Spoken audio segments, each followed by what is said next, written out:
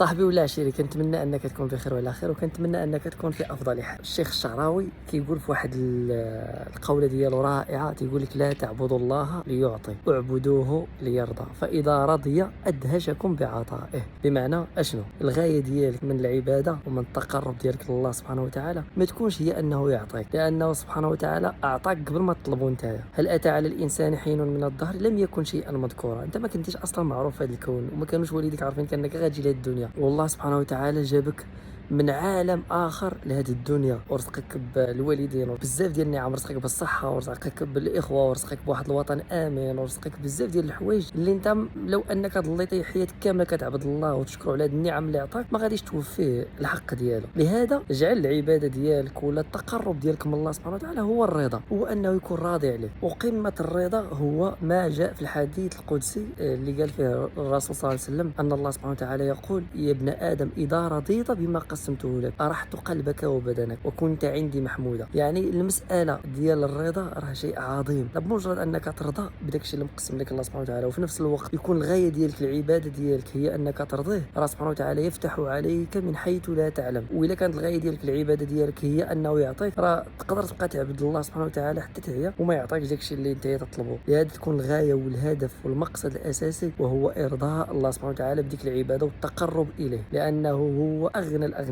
وهو ملك الملوك وهو خالق كل شيء وبيده كل شيء وهو على كل شيء قادر. وربي سبحانه وتعالى غادي يعطيك حتى يرضيك. والأهل الله وخاصته هم اللي كيعرفوا أن المنزلة ديال الرضا منزلة عظيمة ما ينالوها إلا عباد الله المقربين وأولياء الله الصالحين، ونسأل الله سبحانه وتعالى أن يجعلنا منهم. لهذا خوتي عبدوا الله باش أنكم ترضيوه، ماشي باش أنه يعطيكم، وإلا رضيتوه راه غادي يدهشكم بالعطاء ديالو، لأن كل شيء من عند الله خير عطاء، منعه عطاء وعطاؤه عطاء. ربي لا منع لك شي حاجه الا لغايه او لحكمه هو يعلمها، ولا عطاك شي حاجه الا لغايه او حكمه هو يعلمها. تهلاو لي في ريوسكم، نهاركم مبروك وليلتكم سعيده.